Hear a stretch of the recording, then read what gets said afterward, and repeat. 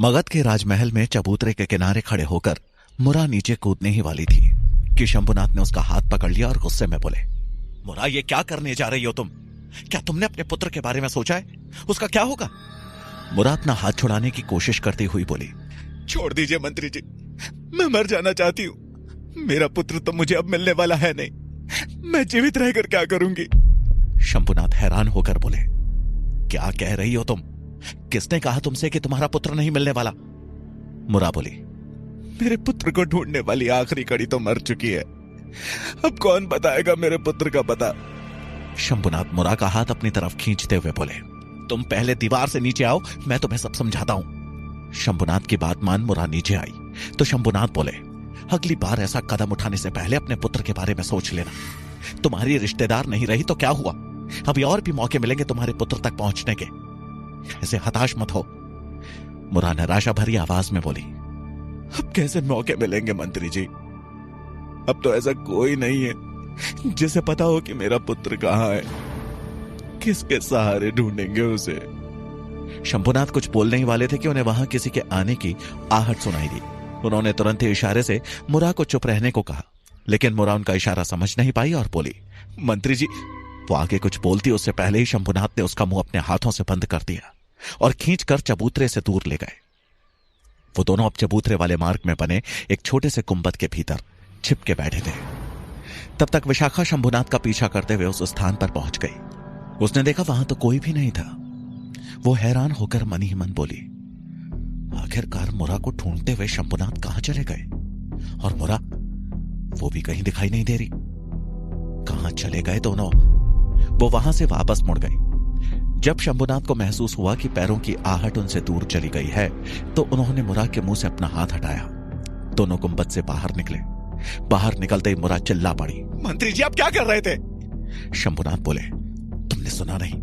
कोई हमारा पीछा कर रहा था। तुम्हें अब भी सावधान रहने की जरूरत है।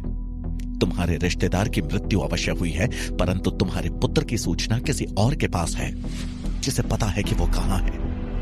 मुरा अचानक उत्साहित होती हुई बोली, क्या ये सत्य है? कौन है वो? किसे पता है मेरे पुत्र के बारे में? आप उनसे मेरे पुत्र का पता क्यों नहीं पूछते? आप बोले तो मैं स्वयं उनसे पूछ लूंगी। मुरा ने एक साथ कई सवाल कर दिए थे। शंभुनाथ उसे समझाते हुए बोले, तुम्हें धैर्य की आवश्यकता है मुरा। मैंने अपना गुप्तचर उस व्यक्ति के पीछे लगाया है। जल्द ही तुम्हारे पुत्र का पता चल जाएगा, लेकिन तब तक तुम कोई भी गलत कदम मत उठाना। मुरा ने अपने आंसू पोंछते हुए कहा, नहीं, बिल्कुल नहीं, अब मैं अपना ध्यान रखूंगी। शंभुनाथ मुरा से आश्वासन लेकर वहां से निकल गए। तक्षशिला में चंद्रगुप्त के जाने के बाद वीरसेन और पब्बत तेजी से उसी छात्र के पास गए जिसकी मदद से पब्बत ने चंद्रगुप्त को युद्ध के लिए मना लिया था। पब्बत को देखते ही उस छात्र ने खुश होते हुए कहा, राजकुमार आपको ज्ञात है, अभी अभी चंद्रगुप्त मुझसे माफी मांगने आया था और तुमने उसे सारी बातें बता दी। पब्बत ने उसकी बात को आगे बढ़ाते हुए कहा। उस छात्र ने हैरानी के साथ कहा, कैसी बातें कर रहे हैं राजकुमार? मैंने उसे कुछ भी नहीं बताया है। पब्बत ने उसके हाथ को पकड़ मरोड़ते हुए कहा, तुमने कुछ नहीं बताया, फिर आपस में इतने प्यार से कैसे बातें कर रहे थे? उस छात्र ने दर्द से चीखते हुए कहा, राजकुमार विश्वास करें मेरा, मैंने कुछ भी नहीं बताया है। वीरसेन ने उसके कंधे पर मुट्ठी से प्रहार करते हुए कहा, सत्य बताना। तुमने ही समय रहते चंद्रगुप्त के बारे में किसी को बता दिया था ना, और चंद्रगुप्त तुम्हारे कारण ही आज मरने से बच गया। उस छात्र ने दर्द से कराहते हुए कहा, वीरसेन छोड़ो, मुझे दर्द हो रहा है। राजकुमार छोड़िए। पब्बत ने और जोर से उसके हाथ को मरोड़ते हुए कहा, जब तक सत्य नहीं बताओगे ऐसे ही दर्द बढ़ता जाएगा। छात्र ने लगभग चीखते हुए कहा, मैंने कुछ नहीं बताया राजकुमार, आपके प्रति वफादार हूं मैं। वीरसेन बोला, राजकुमार ये ऐसे नहीं मानेगा, इसे भी सर्पदंश देना होगा, तभी ये सत्य बताएगा। वो छात्र रोते हुए बोला, मुझे छोड़ दीजिए राजकुमार, मुझे छोड़ दीजिए। लेकिन पब्बत कहां रुकने वाला था। उसने उस छात्र की आंखों पर एक काली पट्टी बांध दी और बोला, वीरसेन सर्प लाओ। वो छात्र डर से रोने लगा था। कुछ देर बाद वीरसेन आया और एक कांटा पब्बत के हाथ में देता हुआ बोला, ये रहा सर्प, बहुत जहरीला है ये। सुना है इसका कांटा पानी भी नहीं मांगता। इतना सुनना था कि वो छात्र जोर जोर से चीखने लगा। तभी पब्बत ने उसके पैर में वो कांटा छुपा दिया। कांटा छुपते ही वो छात्र जोर से उछल पड़ा और डर के मारे वहीं बेहोश हो गया। ये देख पब्बत और वीरसेन की हंसी छूट गई। पब्बत बोला, लगता है ये सत्य ही कह रहा था। उसके बाद वो उसे वहीं बेहोश छोड़ वहां से चले गए। ये सारी घटना चंद्रगुप्त और सुकन्या दीवार के पीछे छुपकर देख रहे थे। चंद्रगुप्त बहुत खुश दिख रहा था, लेकिन सुकन्या खुश नजर नहीं आ रही थी। उसका ध्यान तक्षशिला से बाहर जाने वाली बात से हट ही नहीं रहा था। पब्बत और वीरसेन के जाने के बाद वो दोनों ओट से बाहर निकले और उस बेहोश छात्र के पास पहुंचे। सुकन्या एक पात्र में जल ले आई और उस बेहोश छात्र के चेहरे पर छिड़कने लगी। कुछ ही पल में उस छात्र की मूर्छा टूटी और वो उठ बैठा। उसने उठते ही अपने आसपास हैरानी से देखा। उसे लगा था कि वो मर चुका है, लेकिन चंद्रगुप्त को सामने देखकर उसकी जान में जान आई। उसने हैरानी से कहा, चंद्रगुप्त तुम? चंद्रगुप्त बोला, कैसा लगा अपने ही खोदे गड्ढे में गिरना? तुमने पब्बत और वीरसेन का साथ अपना मित्र समझ कर दिया, लेकिन उन्हें एक पल भी नहीं लगा तुम्हें पराया करने में। उस छात्र ने शर्म से अपना सर झुका लिया। वो समझ गया था कि चंद्रगुप्त को सत्य का ज्ञान हो चुका है। चंद्रगुप्त ने आगे कहा, तुम्हारी गलती यही है कि तुमने गलत मित्र का चुनाव किया। मित्र की परख करना सीखो मित्र। उस छात्र ने चंद्रगुप्त से माफी मांगनी चाहिए, लेकिन चंद्रगुप्त और सुकन्या तब तक वहां से उठकर चले गए थे। थोड़ी दूर साथ चलने के बाद चंद्रगुप्त ने सुकन्या से पूछा, आज तुम इतनी उदास क्यों हो? क्या हुआ? सुकन्या अचानक आए इस प्रश्न से हड़बड़ा गई और बोली, नहीं नहीं, कुछ भी तो नहीं, मैं खुश तो हूं। चंद्रगुप्त रुक गया और सुकन्या की तरफ देखते हुए बोला, मेरी आंखें कभी धोखा नहीं खा सकती सुकन्या। तुम्हारे साथ रहते हुए मैंने तुम्हें पढ़ना सीख लिया है। मैं तुम्हारी आंखों को देखकर बता सकता हूं कि कब तुम उदास हो और कब खुश। हाँ, जब से तुम मेरे साथ हो उदासी हो। सुकन्या बोली, मैं कारण बताकर तुम्हें निराश नहीं करना चाहती। चंद्रगुप्त ने सुकन्या के कंधे पर हाथ रखा और बोला, क्या हुआ बताओ तो। सुकन्या बोली, मुझे तक्षशिला से बाहर जाना होगा। चंद्रगुप्त यह सुनते ही हैरान रह गया। जहां सुकन्या चंद्रगुप्त से दूर जा रही थी, वहीं मुरा के पुत्र तक पहुंचने की कोशिश में सेनापति भुजंग मन्ना देव के गांव पहुंच चुके थे। मन्ना देव का गांव मगध से बाहर था। भुजंग मन्ना देव के घर पहुंचे और वहां काम कर रहे एक आदमी से मन्ना देव के बारे में पता किया, तो उसने बताया कि मन्ना देव और उनकी पत्नी कुछ दिनों के लिए बाहर गए हैं। उन्होंने उस व्यक्ति से पूछा, क्या तुमने किसी बच्चे को देखा है जिसे मन्ना देव कुछ साल पहले लाया हो? उस व्यक्ति ने कहा, सेनापति जी, यहां तो सैकड़ों गुलाम कार्य करते हैं और मन्ना देव आए दिन किसी ना किसी बच्चे को यहां लाकर गुलाम बनाते रहते हैं। उस बच्चे के बारे में सिर्फ मन्ना देव ही बता सकते हैं। भुजंग वहां से निराश होकर एक बर्तन बनाने वाली दुकान के पास रुके, जो मन्ना देव के घर के पास ही थी।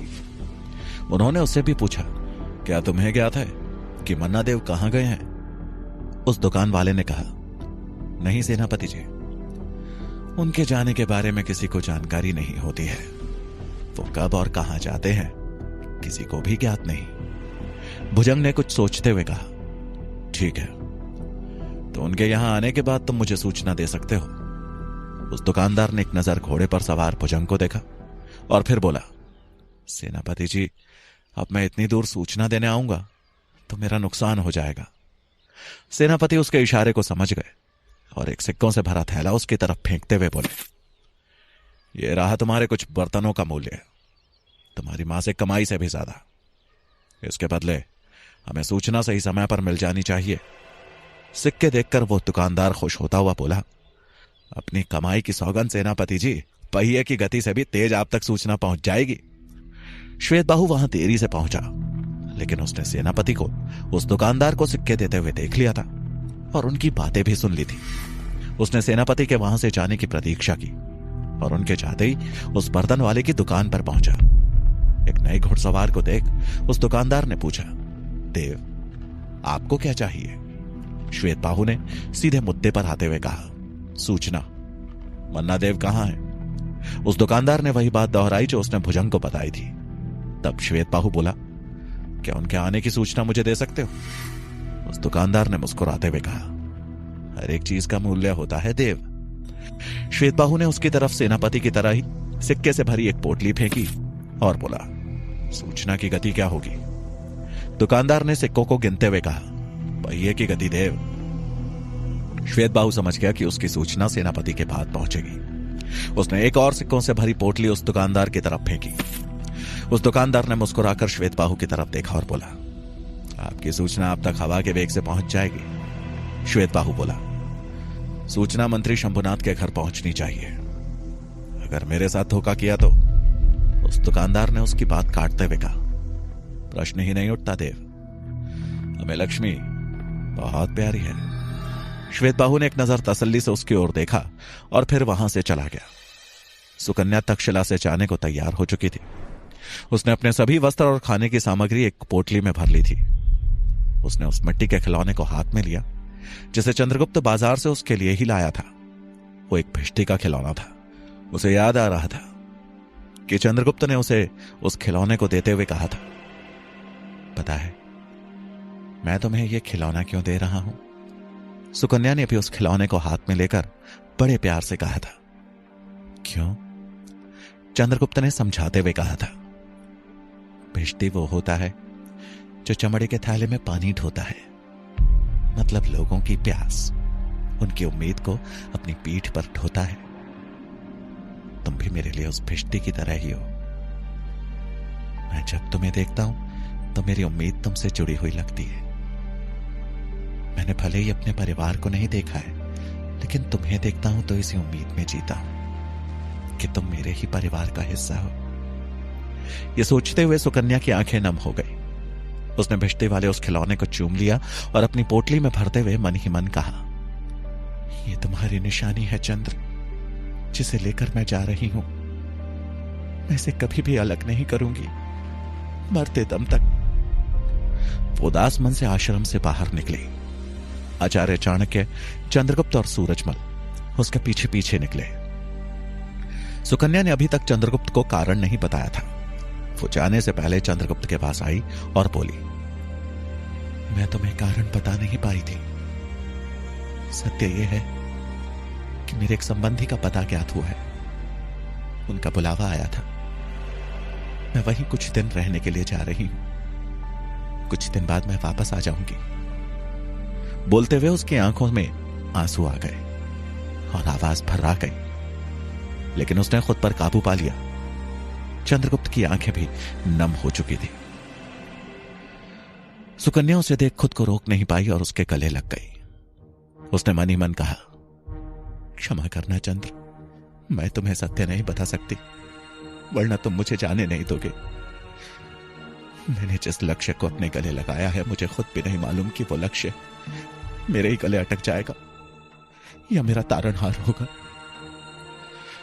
लेकिन मैं आचार्य चाणक्य को दिया वचन निभाने की कोशिश अवश्य करूंगी। सोचते हुए वो सिसकने लगी थी। चंद्रगुप्त ने उसके आंसू पोंछते हुए कहा, अपना ध्यान रखना। सुकन्या मुस्कुराने की कोशिश करते हुए बोली, अवश्य।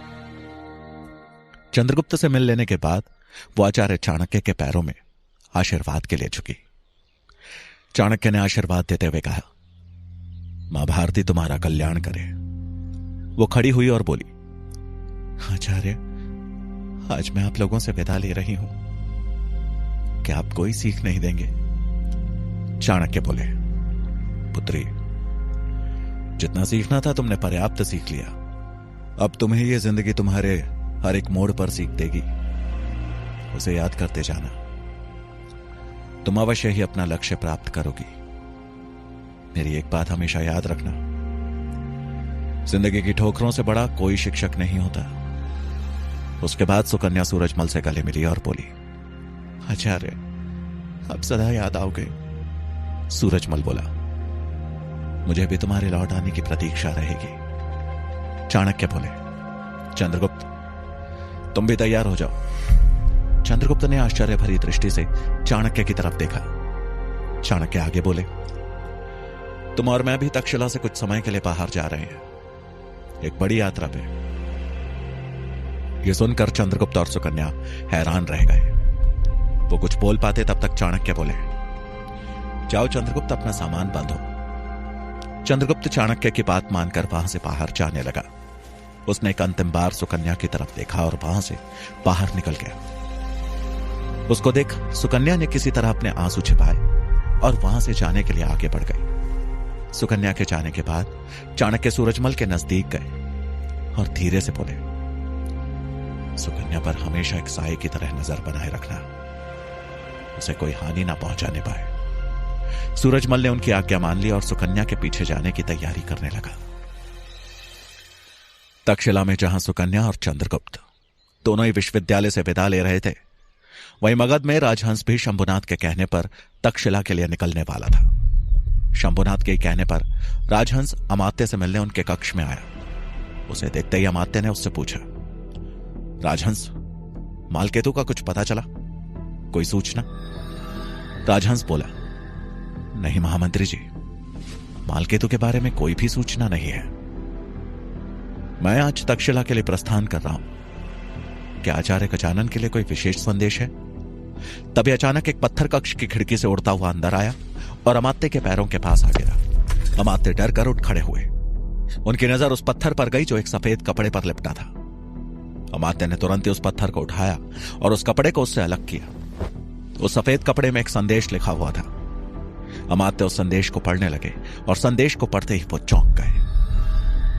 आखिर उस कपड़े में ऐसा क्या संदेश लिखा था जिसे पढ़कर अमात्य के चेहरे का रंग उड़ गया?